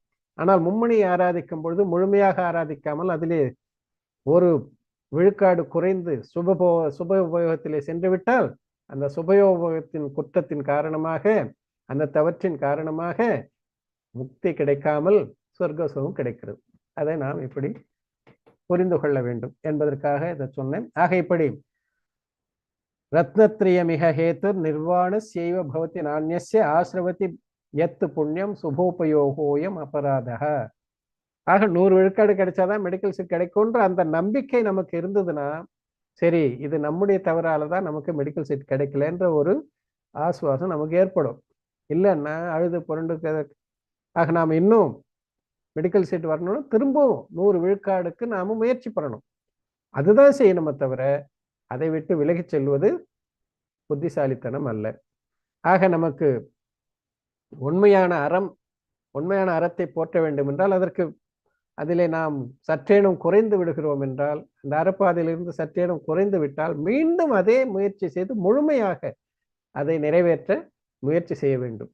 ஆக சுபோபயோகத்தையும் நீக்கி சுத்தோபயோகத்தில் நிலை கொண்டு வீடு பெற்றை அடைய வேண்டும். அதற்கு தான் முனிவர்கள் முயற்சி செய்வார்கள். ஆகையினால் முனிவர்கள் எப்பொழுதும் முக்தியை நோக்கிதான் அவர்களுடைய அனைத்து செயல்களும் இருக்கும். ஆகையினால் அப்படி அவர்கள் முழு முயற்சி செய்யும் பொழுது கூட ஏதோ ஒரு சிறு குறை காரணமாக குற்றம் காரணமாக அவர்கள் முக்தியை அடைய முடியவில்லை என்றால் தேவலோகத்தை அடைகிறார்கள். அது அந்த குற்றம் தானே காரணமே தவிர அந்த 90 மார்க் வாங்கினது 99 மார்க் வாங்கினது காரணம் அல்ல. அதுதான் நாம புரிந்து கொள்ளணும். 90 மார்க்கோ 99 மார்க்கோ வாங்கியது மெடிக்கல் சீட்டு கிடைக்காம போனதுக்கு காரணம் அல்ல. 1 மார்க் குறைந்தது தான் மெடிக்கல் சீட்டு கிடைக்காதது காரணம். 90 மார்க் 99 மார்க் எல்லாமே மெடிக்கல் சீட்டை நோக்கியதுதான். அது 100ஆக மாறி இருந்தால் கிடைச்சிருக்கும். ஆனால் 99 என்பதும் மெடிக்கல் சீட்டை நோக்கி பயணித்தது தான். அதற்காக அந்த முயற்சியில் ஈடுபட்டு தான் அந்த மார்க்கை வாங்கியிருக்காங்க. ஆக 90 அல்லது 99 மதிப்பெண் என்பது குற்றம் கிடையாது. ஒரு மதிப்பெண் குறைந்ததுதான் குற்றம். அந்த ஒரு மதிப்பெண் குறைந்ததுதான் குற்றம் என்று சொல்லும் பொழுது இங்கேயும் அவர் மும்மணியை தான் ஆராதிக்கிறார். அந்த மும்மணி ஆராதனை என்பது மோட்சத்திற்கு தான் காரணம். ஆனால் அந்த மும்மணியை 90 விழுக்காடு ஆராதித்தார், 99 விழுக்காடு ஆராதித்தார். அந்த 90 அல்லது 99 விழுக்காடு ஆராதனை என்பது அது முக்திக்கு தான் காரணம். ஆனால் அங்கே 1 விழுக்காடு அல்லது 10 விழுக்காடு குறைந்து விட்டதே, அந்த குறைவின் காரணமாக அந்த குற்றத்தின் காரணமாக அந்த தவறின் காரணமாகத்தான் சொர்க்கம் கிடைச்சிருக்கிறதே தவிர இந்த 90 அல்லது 99 மதிப்பெண் சொர்க்கத்திற்கு காரணம் அல்ல, அது மோட்சத்திற்கு தான் காரணம். இதை இப்படிதான் ஒப்பிட்டு நாம புரிந்து கொள்ளணும். அதுதான் இங்க சொல்றார். ஆக இப்படி மும்மணிகள் மோட்சத்திற்கே காரணமாகும், சொர்க்கம் முதலான மற்றவற்றுக்கு காரணம் ஆகாது. முனிவர்களுக்கு சொர்க்கம் கிடைக்கும்படியான இந்த பொருள்ல கூட அந்த மாதிரி நீங்க கொஞ்சம் சரி பண்ணீங்க. ரத்னத்ரியமிக ஹேத்துர் நிர்வாண செய்வ, மும்மணி மோட்சத்திற்கே காரணமாகும். அந்நியசே, மற்ற எதற்கும் காரணம் அல்ல. சொர்க்கத்திற்குன்றது மற்ற எதற்கும் அது காரணம் அல்ல. முனிவர்களுக்கு சொர்க்கம் கிடைக்கும்படியான புண்ணியாசிரமம் என்பது அவருடைய சுபோபயோகத்தினுடைய குற்றமே ஆகும். சுபோபயோகத்தில் ஈடுபட்டதால் சுத்தோபயோகத்தில் இல்லாத காரணத்தினால் ஒரு க்ஷணம் சுத்தோபயோகத்திலிருந்து வந்துட்டார் வெளியில, அவருக்கு மோட்சத்துக்கு பதிலாக சொர்க்கம் கிடைச்சு போச்சு. ஆக அந்த ஒரு க்ஷணம் வெளியில வந்தது தான் காரணமே தவிர முகூர்த்த நேரம் அவர் சுத்தோபயோகத்தில் இருந்தது காரணம் அல்ல என்பதை இங்க ஆச்சாரியர் தெளிவாக சொல்லியிருக்கிறார். அந்த முனிவர்களுக்கு மும்மணிகளும் இருந்ததே, பிறகு சம்சாரத்தின் கட்டு ஏன் ஏற்பட்டது? மும்மணி இருந்தது இல்லையா, அப்புறம் ஏன் சம்சாரம் பிறவி கட்டு தேவலோக கட்டு ஏன் ஏற்பட்டது அப்படின்றத மீண்டும் கேட்கும்போது அதுக்குதான் சொல்றார். எந்த அளவுக்கு மும்மணிகளோ சுத்தோபயோகமோ அந்த அளவுக்கு பந்தம் இல்லை. எவ்வளவு அவர் மும்மணியை ஆராதித்தாரோ அந்த அளவுக்கு பந்தம் கிடையாது. எவ்வளவு மதிப்பெண் பெற்றிருந்தாரோ அந்த அளவுக்கு அவருக்கு சீட்டு, அந்த மெடிக்கல் சீட்டை நோக்கி தான் போயிட்டு இருக்காரு. மார்க் வாங்கினது தப்பு இல்லை, வாங்காததுதான் தப்பு. ஆக அது போல எந்த அளவுக்கு அவர் ஆராதித்தாரோ அது தவறு இல்லை, ஆராதிக்காமல் விட்டதுதான் தவறு. ஆக அந்த அளவுக்கு அவருக்கு பந்தம் இல்லை. அத்துடன் எந்த அளவிற்கு சுபோபயோகம் இருந்ததோ அந்த அளவிற்கு அந்த முனிவருக்கு சம்சார பந்தம் கட்டு ஏற்பட்டு விட்டது. அதுதான் கீழ்காணும் செய்யுள்கள் வாயிலாக அறியலாம்னு சொல்லி தெளிவா ஸ்லோகங்கள் வாயிலாக ஆச்சாரியர் இன்னும் அந்த கருத்து மிக தெளிவாக சொல்றார். என்ன சொல்றார் பாருங்க. ஏனாம்சேன சுதிருஷ்டி ஸ்தேனாம்சேனஸ்ய பந்தனம் நாஸ்தி, ஏனாம்சேன துராகஸ்தேனாம்சேனஸ்ய பந்தனம் பவதி, येनांशेन तु येनांशेन ज्ञानं तेनांशेनस्य बन्धनं नास्ति येनांशेन तु रागस्तेनांशेनस्य बन्धनं भवति येनांशेन चरित्रं तेनांशेनास्य बन्धनं नास्ति येनांशेन तु रागस्तेनांशेनस्य बन्धनं भवति ஏனாம்சேன. இந்த தமிழ் எழுதும்போது சிலதெல்லாம் இந்த இதெல்லாம் கொஞ்சம் எழுத்துக்கள்லாம் கொஞ்சம் மாறி மாறி இருக்கு.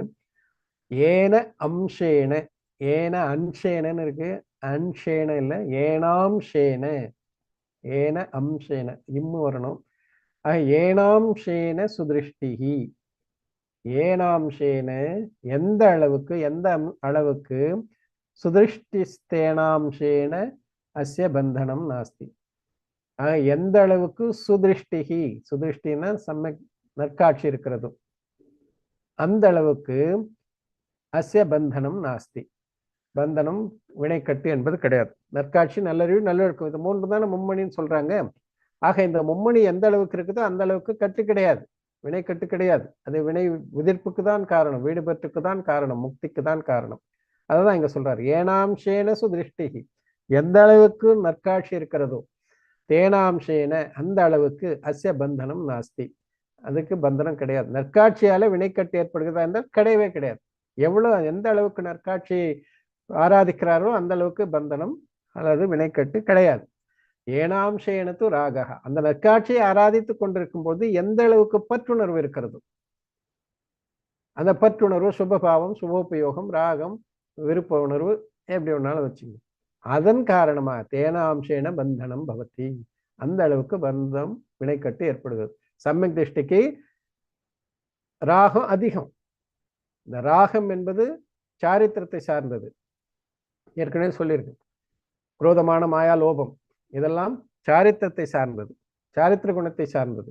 கஷாயம் அதாவது சாரித்திர குணத்துடைய விகார நிலைகள். ஆக அந்த விருப்பு வெறுப்பு ராகம்னாக இங்க முனிவர்களுக்கு வெறுப்புணர்வு கிடையாது, தர்மத்து மீது இருக்கக்கூடிய பற்றுணர்வு தான். ஆக அந்த பற்றுணர்வும் சுபோபயோகம், அந்த நல்லுணர்வு, அந்த நல்லுணர்வின் காரணமாக அவர்களுக்கு பந்தம் ஏற்படுகிறது, வினைக்கட்டு ஏற்படுகிறது. அதனால இங்க ராகம்னு சொல்றாரு. அது முனிவர்களுக்கு மட்டுமல்ல, மற்றவர்களுக்கும் அதை மாதிரி ஏற்று பொருள் கொள்ளலாம். சம்யக் திருஷ்டிக்கும் எந்த அளவுக்கு பற்றுணர்வு இருக்கிறதோ, எந்த அளவுக்கு ஆசை அவா உணர்வுகள் எல்லாம் இருக்கின்றனவோ அந்த அளவுக்கு வினைக்கட்டு இருக்கும். எந்த அளவுக்கு நற்காட்சி இருக்கிறதோ அந்த அளவுக்கு வினைக்கட்டு இருக்காது, வினை உதிர்ப்பு தான் இருக்கும். அதே போல ஏனாம்சேனத்து ஞானம் தேனாம்சேனாஸ்ய பந்தனம் நாஸ்தி, எந்த அளவுக்கு ஞானம் இருக்கிறதோ, நல்லறிவு இருக்கிறதோ, அந்த நல்லறிவு வினைக்கட்டுக்கு காரணம் ஒருபோதும் கிடையாது.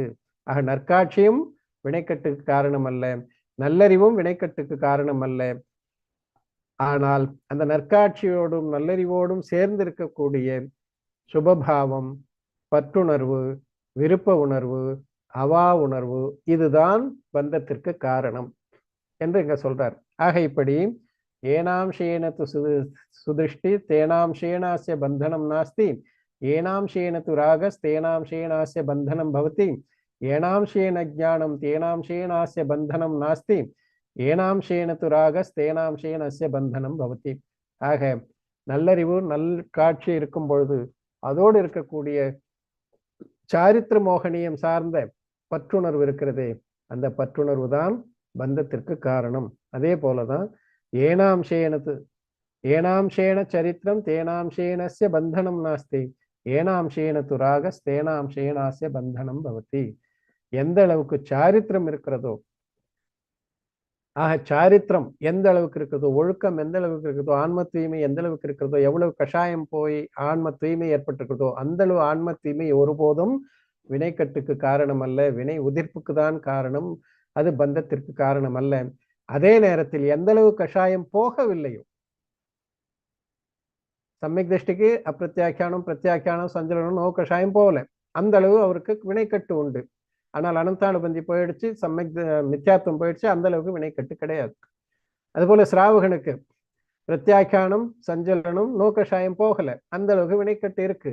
ஆனால் நற்காட்சியும் நல்லறிவும் அங்கே வினைக்கட்டுக்கு காரணம் அல்ல. அதே போல் அனந்தானுபந்தி, அப்பிரத்யாக்கியானம், அந்த 2 கஷாயங்கள் அழிவதால் ஏற்பட்ட தூய்மை தின்மை அதுவும் பந்தத்திற்கு காரணம் அல்ல. அதுபோல முனி நிலையிலே அனந்தானுபந்தி, அப்பிரத்யாக்கியானம், பிரத்யாக்கியானம், மித்யாத்துவம், இந்த எல்லா கஷாயங்களும் நீங்கி சஞ்சலனமும் நோ கஷாயம் தான் இருக்கிறது. அந்த சஞ்சலனும் நோ கஷாயம் அளவுக்கு பந்தம் ஏற்படும். இது இந்த கஷாயங்கள் நீங்கிய நிலையிலே பந்தம் கிடையாது. ஆக இந்த கஷாயங்கள் நீங்கிய நிலையில் ஏற்படக்கூடிய சாரித்திரம், ஆன்ம தூய்மை, அது பந்தத்திற்கு காரணம் ஒருபோதும் ஆகாது. அது மோட்சத்திற்கு தான் காரணம்.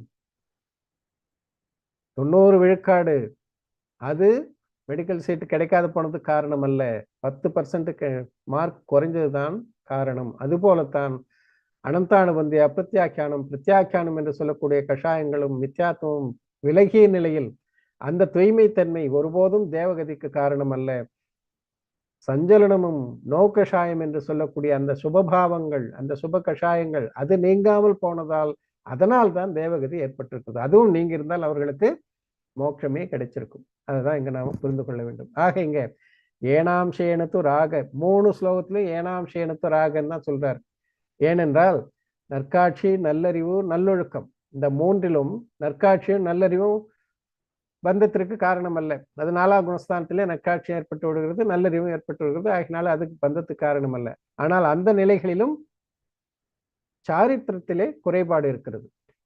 ஆக இந்த 3லுமே ஒழுக்கத்தை பின்பற்றும் பொழுதும் கூட ஒழுக்கத்திலும் முழுமை பெறாத நிலை, நற்காட்சி பெற்ற ஒழுக்கத்தில் முழுமை பெறாத நிலை, நல்லறிவு பெற்ற ஒழுக்கத்தில் முழுமை பெறாத நிலை, நல்லொழுக்கத்தை அடைந்து ஒழுக்கத்தில் முழுமை பெறாத நிலை, அந்த ஒழுக்கத்தில் முழுமை பெறாத நிலைதான் தேவகதிக்கு காரணம். ஒழுக்கத்தில் எந்த அளவுக்கு தூய்மைத்தன்மை ஏற்பட்டிருக்கிறதோ அந்த முக்திக்கு தான் காரணம் என்பதை இங்க ரொம்ப அழகாக சொல்லியிருக்கிறார். ஆக இப்படி இந்த குறைபாட்டின் காரணமாக, இந்த குற்றத்தின் காரணமாகத்தான் வீடு பேர் அடைய வேண்டிய, முக்தி அடைய வேண்டிய ஆன்மா பிறவியிலே சிக்கிக்கொண்டது. ஆக பிறவியில் சிக்கிக்கொண்ட காரணத்தினால், வீடு பேற்றை அடையாத காரணத்தினால், இந்த பிறவியில் சிக்கொண்டதற்கு காரணமா இருக்கக்கூடிய சுபபாவத்தை குற்றம் என்று சொன்னாரே தவிர வேறு நோக்கில் அல்ல. ஆக எந்த நோக்கில் இதை குற்றம் என்று சொல்லியிருக்கிறார்கள் என்பதை நாம் அறிந்து கொண்டு அந்த நோக்கில் அதை புரிந்து உணர்ந்து நம்பி அதற்கேற்ப நாம் செயல்பட வேண்டும். அதனால்தான் நான் பல முறை சொல்லியிருக்கேன், பூஜை பண்ணிக்கிட்டே யாரும் முக்தி அடையல, அபிஷேகம் பண்ணிக்கிட்டே முக்தி அடையல, பிரவச்சனம் பண்ணிக்கிட்டே முக்தி அடையல, தியானம் பண்ணி கொண்டுதான் முக்தி அடைந்திருக்கிறார்கள். ஆக தியானம், சுவாத்தியாயம், பரம சுவாத்தியாயம் இது நமக்கு முக்திக்கு மிக அருகாமையில் இட்டு செல்கிறது. ஆகையினால் சுபபாவங்கள் முக்திக்கு காரணம் அல்ல. சுத்த பாவம், தூய பாவம், ஆன்ம தூய்மை, ஆன்ம நம்பிக்கை, ஆன்ம அறிவு, ஆன்மத்தில் மூழ்குதல் என்று சொல்லக்கூடிய சாரித்திரம், இந்த 3ம் தான் முக்திக்கு காரணம். அப்படிப்பட்ட முக்தி பாதையை, முக்தி அடைவதற்கான அந்த பாதையை நாம் பின்பற்றி அனைவரும் விரைவிலேயே பிறவிப்பிணியாகிய மாபெரும் துன்பத்திலிருந்து முற்றிலுமாக விடுபட்டு வீடு பேற்று நிலையை, பேரின்ப நிலையை அடைவோமாக என்று கூறிக்கொண்டு இன்றைய வகுப்பை இதோடு நிறைவு செய்கின்றேன். இதுல யாருக்காவது சந்தேகம் இருந்தா கேட்கலாம். ஹேண்ட் ரைஸ் பண்ணுங்க.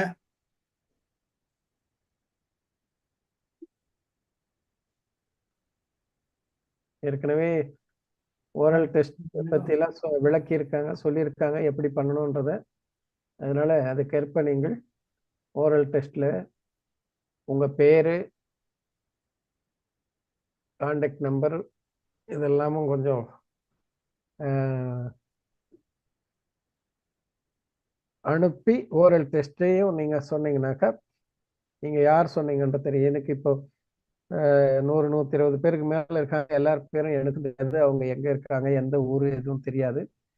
ஆகையினால என்னுடைய அந்த எண்ணுக்கே, வாட்ஸ்அப் எண்ணுக்கே நீங்க ஓரல் டெஸ்ட்டை 5 நிமிடத்திற்கு மிகாமல், அதுக்கு மேல போகவே கூடாது, 2-3 நிமிடத்திலிருந்து 5 நிமிடத்துக்குள்ளாக நீங்க உங்களுடைய அந்த ஓரல் டெஸ்ட், ஏதாவது ஒரு சப்ஜெக்ட், இது வரலும் நீங்க படிச்சதுல ஏதாவது ஒரு தலைப்பின் கீழ் பேசலாம். அதை முடிந்தா உங்களுடைய வாழ்க்கையோடு ஒப்பிட்டும் பேசலாம். டெய்லி ரொட்டீனோட அது அந்த தத்துவத்தை ஒப்பிட்டு பேசலாம். அப்படி இல்லைன்னாலும் அந்த கருத்தை மட்டும் சொன்னா கூட போதும்.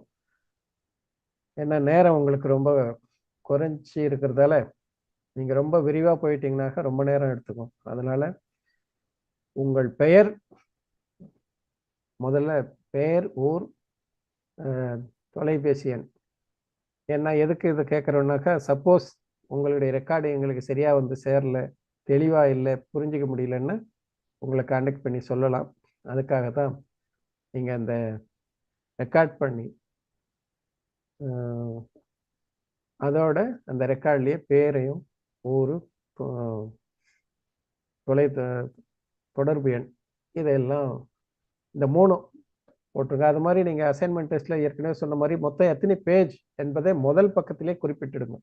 இவ்வளோ பேஜ் நான் எழுதியிருக்கிறோம் அப்படின்னு.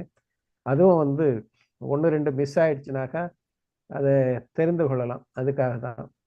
முடிஞ்சா நீங்க ஒரு எந்த அசைன்மெண்ட்டோ அல்லது இதுவா இருந்தாலும் ஒரு காப்பி அனுப்புறது கூட ரொம்ப நல்லா இருக்கும். ஸ்கேன் பண்ணியோ அல்லது ஜெராக்ஸ் பண்ணியோ ஒரு காப்பி உங்க கையில வச்சுக்கிட்டீங்கன்னா, சப்போஸ் ஏதாவது எங்கேயாவது மிஸ் ஆகுதுன்னா உங்ககிட்ட திரும்பவும் வாங்குறதுக்கு சௌகரியமா இருக்கும். இது ஒரு சப்போஸ் கிடைக்கல அப்படின்ட்டு உங்களை திருப்பவும் எழுத வைக்கிறதுக்கு பதிலாக நீங்க அதை ஜெராக்ஸ் பண்ணி வச்சுக்கிட்டீங்கன்னா அனுப்புறதுக்கு எப்பவும் ஒரு காப்பி உங்ககிட்ட இருக்கிறது நல்லதுன்னு நினைக்கிறேன். ஆக பேஜ் நம்பர் முதல்ல எத்தனை பேஜ் அசைன்மெண்ட்ல நீங்க எழுதிருக்கீங்க, எந்த கேள்வியா இருந்தாலும் சரிதான். அதுக்கப்புறம் இப்போ இன்னும் ஒரு லைஃப் ஸ்கில் அந்த மாதிரி ஏதோ ஒரு கேள்வியெல்லாம் வரும், LCPA எதுவும் சொல்லுவாங்க. அதுக்கும் எத்தனை பக்கம் எழுதுறீங்க, அந்த பக்கம் முதல்ல மொத்தம் டோட்டல் பேஜஸ் 8, 7, 6, 4 ஏதோ ஒன்று. அதுக்கப்புறம் ஒவ்வொன்றுத்துலேயும் பேர், அட்ரஸ்ஸு, ஃபோன் நம்பர் அதையும் எழுதிருங்க அசைன்மெண்ட் டெஸ்ட்டில். ஓரல் டெஸ்ட்டுக்கு மட்டும் உங்கள் பேர், ஊர், இந்த தொலைத்தொடர்புக்கு உண்டான ஃபோன் நம்பர் ஏதோ ஒன்று, கான்டாக்ட் நம்பர், அதை மட்டும் மென்ஷன் பண்ணிடுங்க. இந்த 3ஐயும் மென்ஷன் பண்ணி நீங்கள் இப்போ கூட அனுப்ப ஆரம்பிச்சிடலாம். பேர் அப்படின்னு சொல்லும்பொழுது நீங்கள் முழுமையான பேரை எழுதுங்க. ஷார்ட் பேர் அல்லது செல்ல பேர் அதெல்லாம் எழுதாதீங்க. அப்படிலாம் எழுதினாங்க புரியாது. நாங்கள் ரெக்கார்ட் பண்ணி இப்போ பேப்பரில் எழுதி வச்சோங்க யார் யாரெல்லாம் கிடச்சிதுன்னு. அதனால் சர்டிஃபிகேட்டில் எப்படி உங்களுக்கு பேர் வேணுமோ அந்த பேரை எல்லா இடத்துலையும் அப்படி தான் நீங்கள் மென்ஷன் பண்ணணும். ஓரல் டெஸ்ட் ஆகட்டும், ரிட்டன் டெஸ்ட் ஆகட்டும், எது ஆகட்டும், அதே நேரத்தில் ஆன்லைன் டெஸ்ட் ஆகட்டும், எல்லாத்துலேயுமே ஒரே மாதிரி உங்கள் பேர் வரணும். அதே மாதிரி எழுதுங்க. நீங்கள் மற்றதெல்லாம் ஏற்கனவே ரவிச்சந்திரன் சார் சொல்லியிருக்காரு, அது மாதிரி நீங்கள் ஃபாலோ பண்ணுங்க. வேற யாருக்குன்னா எதுனா டவுட் இருந்தால் ஹேண்ட் ரைஸ் பண்ணலாம். எதுவும் ஹேண்ட் ரைஸ் இல்லை சார். ஃபர்ஸ்ட் வீக்ல எக்ஸாம் சொல்லிட்டீங்களா சார்? சொல்லுங்க சார். அது ஜூலை ஃபர்ஸ்ட் வீக்ல ஜூலை ஃபர்ஸ்ட் வீக்ல எக்ஸாம் டிக்ளேர் பண்ணியிருக்காங்க. அதனால நாம் அதுக்குள்ள இந்த ரிட்டன் ஓரல் டெஸ்ட்லாம் முடிச்சிடணும். ஜூலை ஃபர்ஸ்ட் வீக்ல ஆன்லைன் டெஸ்ட்டுக்கான டேட் சொல்லியிருக்காங்க. அது டீட்டெயிலாக உங்களுக்கு எல்லாம் முன்னாடி அறிவிப்போம். ஆகையினால ஜூலை ஃபர்ஸ்ட் வீக், அதாவது ஜூன்ல எல்லாம் மற்றதெல்லாம் முடிஞ்சிடணும். July first week online test முடிஞ்சதுன்னா அப்படியே உங்கள் மார்க் எல்லாத்தையும் டோட்டல் பண்ணி அந்த பாம்பே சென்டருக்கு அனுப்பிச்சிடுவோம். அதனால அதுக்கு நீங்கள் இப்போ இருந்தே ப்ரிப்பேராக இருங்க. எப்படியும் ஒரு வாரத்தில் நாம் இந்த சிலபஸை முடிச்சிடலான்னு நினைக்கிறேன். அதுக்கப்புறம் உங்களுடைய வேலை தான் அதிகமாகும். ஹேமகுமார் ஹேண்ட் ரைஸ் அட்மிட் பண்ணலாம்.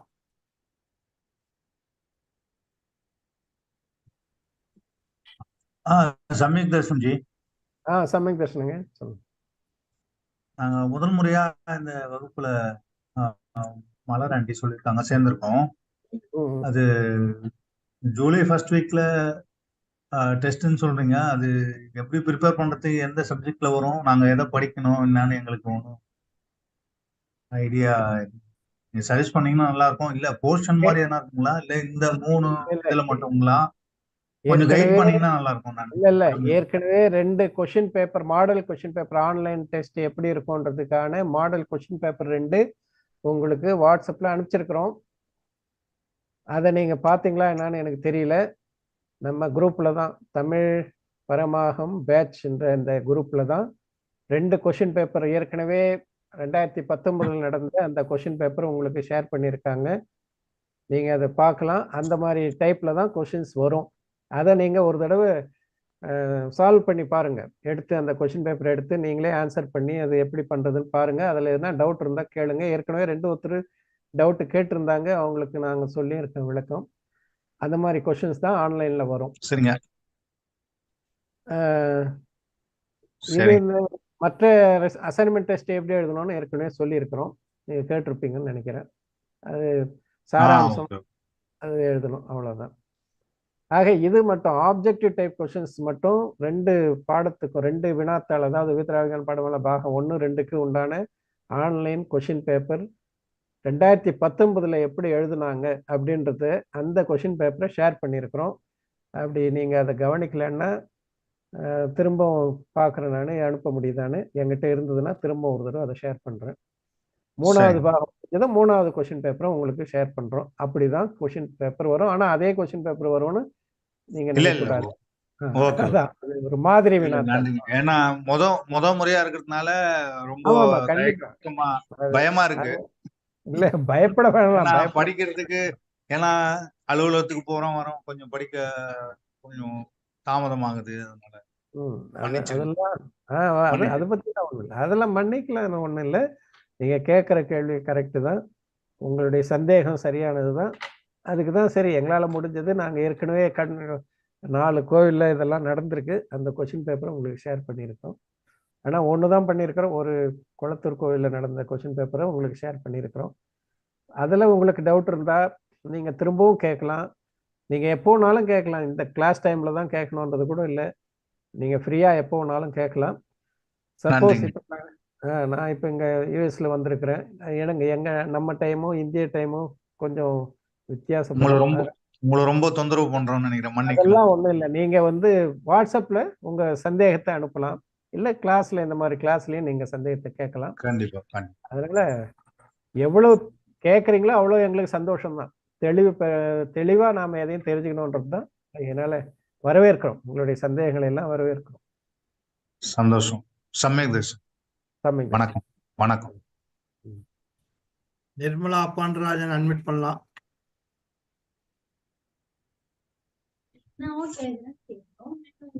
சம்பைக் தர்சனங்க சார்.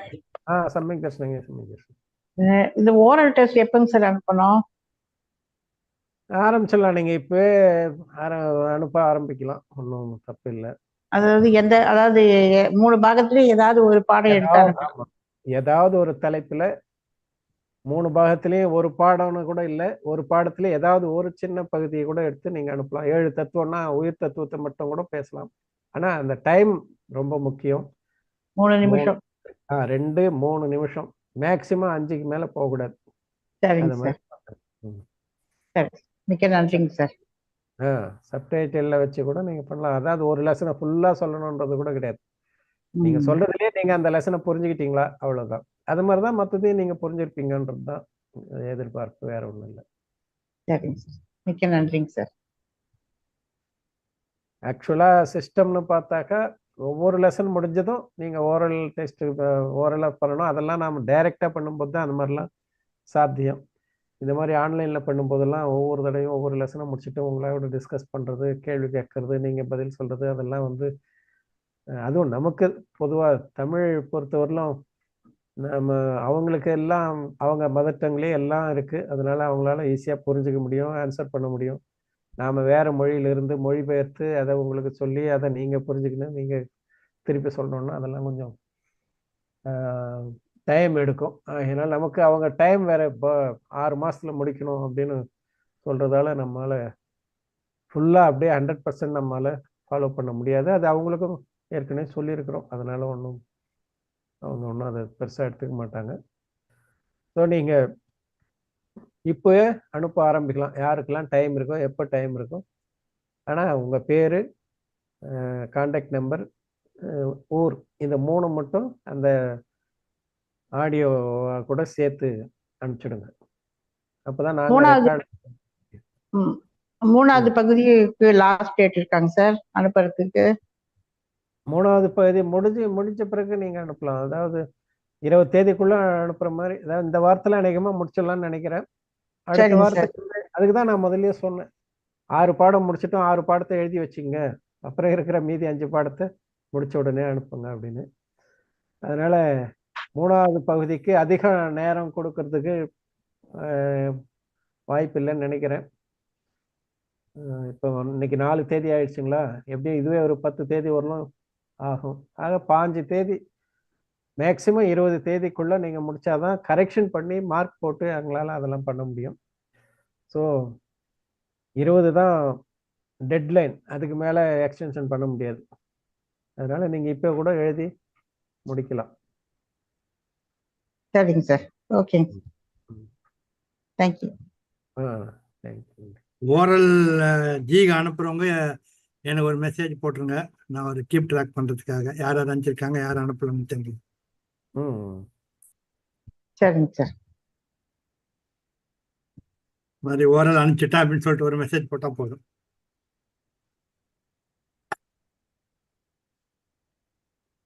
வேற வேற யாருக்காவது எதாவது டவுட் இருக்குங்களா?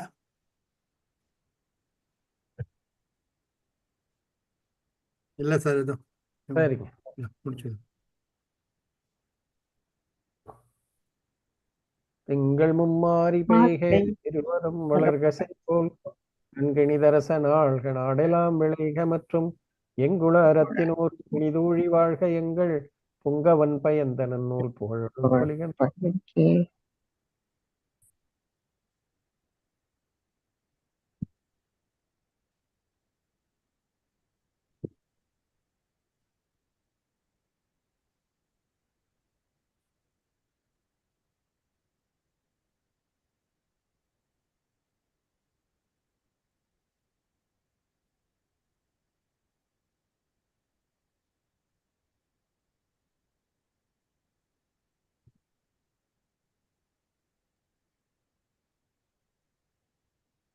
அனைவருக்கும் வணக்கம். சமஞ்சேஷன். நன்றி சார்.